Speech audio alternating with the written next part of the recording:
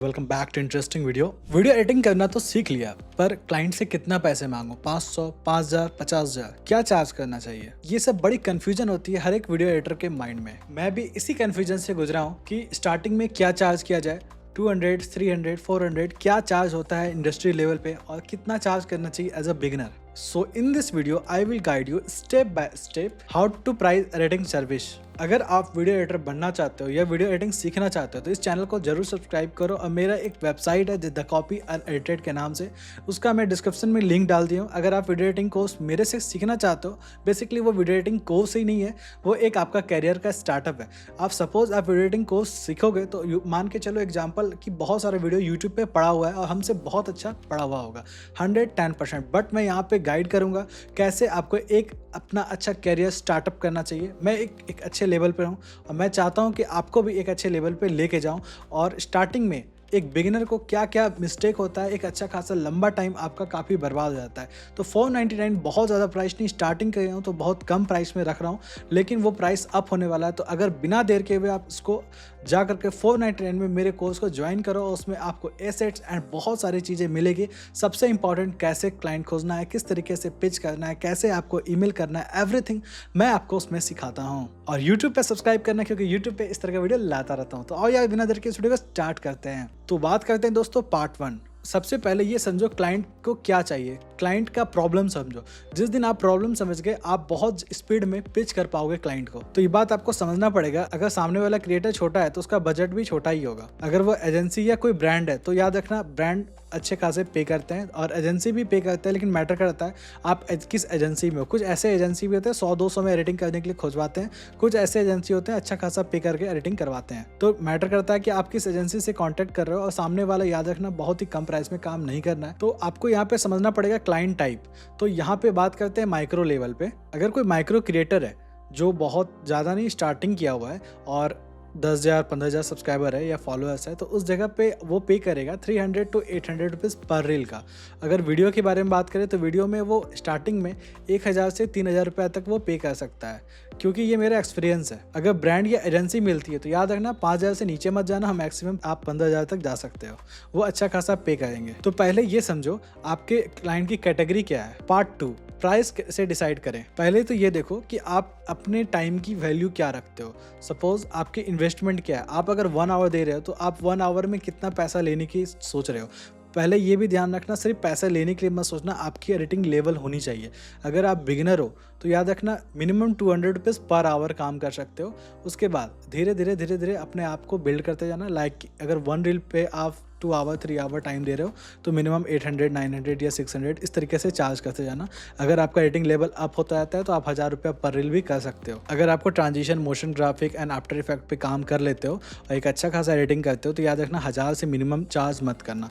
वो आपका अगर इस लेवल पे आ रहा है तो 1,000 रुपया मिनिमम चार्ज होना चाहिए पर रील का। उस पर आपको 2 आवर 3 आवर टाइम देना पड़ता है। और अगर कोई बिगिनर हो और स्टार्टिंग में कुछ क्लाइंट्स के साथ कॉन्टैक्ट किए हो तो याद रखना स्टार्टिंग में सीखने में आपको भी जाता है टाइम, और आप चाहते हो कि अच्छे बड़े क्लाइंट के साथ काम करना, तो आप स्टार्टिंग में 200-300 पर आवर के हिसाब से ले लेना, या पर रील भी आप चाहो तो ले सकते हो मिनिमम 300। लेकिन वो बिगिनर के लिए। अगर आप थोड़ा सा भी एडिटिंग जान रहे हो, मोशन ग्राफिक कर लेते हो, आफ्टर इफेक्ट में थोड़ा सा काम कर लेते हो तो 500 चले जाना, क्योंकि इस एडिटिंग फील्ड में एडिटिंग का बहुत ज़्यादा वैल्यू है। तो बात करते हैं दोस्तों, अगर आप किसी को डीएम कर रहे हो या सामने से क्लाइंट खुद कांटेक्ट करने की कोशिश कर रहा है तो आपको यहाँ पे ये चीज़ बातें ध्यान देनी पड़ेगी। आपको बात करने का तरीका में सबसे इंपॉर्टेंट ये रखता है कि आप अपने प्राइस को अप एंड डाउन ना करो। ये नहीं कि आप बात करते हो 500 में और 200 में जाके फाइनल करते हो, ये चीज़ आपको ध्यान रखना पड़ेगा।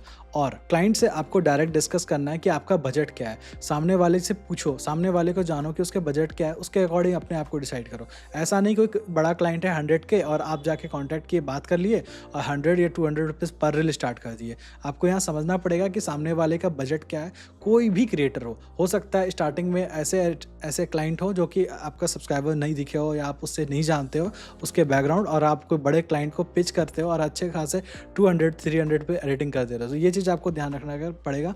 अगर बड़ा क्लाइंट है तो आपको अच्छे खासे चार्ज करने हैं। हमेशा 2 और 3 मंथ में आपके एडिटिंग का लेवल अप होता है, इसीलिए 2 और 3 मंथ में आपके प्राइस भी अप होनी चाहिए 20 to 30%। 100%।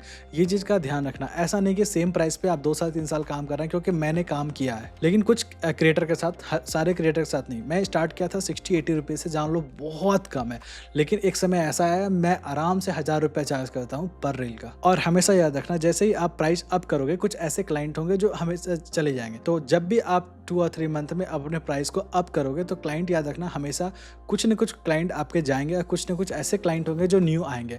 प्राइस मैटर नहीं करता। मैं बता दूं, कुछ ऐसे भी क्रिएटर हैं जो 200 रुपीज़ पे करने में बड़े बड़े क्रिएटर रोते हैं, लेकिन कुछ ऐसे क्रिएटर हैं, छोटे भी क्रिएटर रहेंगे ना, 200 रुपीज़ का बात नहीं कर रहा हूँ, 1000 रुपया पर रील पे कर देंगे। मैटर वहाँ मैटर ही नहीं करता है। कुछ ऐसे क्रिएटर जो पे करना चाहते हैं, उनको लगता है कि भाई सामने वाला मेहनत किया तो क्यों नहीं पे करे। कुछ ऐसे क्रिएटर होते हैं यार, कितना भी बड़े लेवल पे हो, 200-300 के, मेरे पास एक क्रिएटर है 200 की, वो पे ही नहीं करना चाहती है, 400 रुपीज़ में एडिटिंग करवानी खोजती है। तो ऐसे आपको यहाँ पे ध्यान रखना पड़ेगा। अगर बड़े क्रिएटर है और अच्छा खासा पे कर सकता है तो आपको लेना है, नहीं तो मत करो। तो आपको यहाँ पे हमेशा ध्यान रखना पड़ेगा, अपने एडिटिंग स्किल के मार्केट में बहुत वैल्यू है और आप अपने स्किल को कहीं एक जगह मत ले जाओ। अगर आप कहीं एक जगह स्टक हो जाते हो तो आप नए क्लाइंट को नहीं ढूंढोगे और एक दिन एक लिमिटेड क्लाइंट के साथ काम करोगे, बाद में पता चलेगा भाई मार्केट में तो बहुत ज़्यादा प्राइस पे लोग काम कर रहे हैं।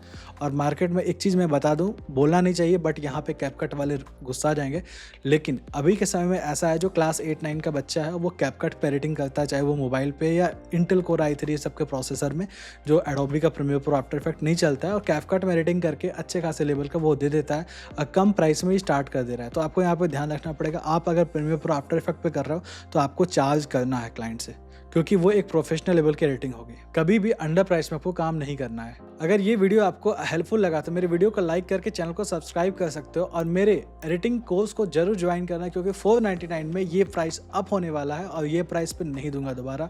और इस प्राइस में आपको सिर्फ एडिटिंग कोर्स नहीं मिल रहा है बिगिनर के लिए, ये इस प्राइस पे आपको एक कैरियर मिल रहा है, जहाँ पे ओनली 499 में आप अपने कैरियर को बिल्ड कर सकते हो, मेरे जैसा, मेरे एक अच्छे लेवल पे कर सकते हो। तो इसी तरीके से दोस्तों मैं इस वीडियो को समाप्त करता हूँ। आई होप आपको वीडियो अच्छा लगा होगा।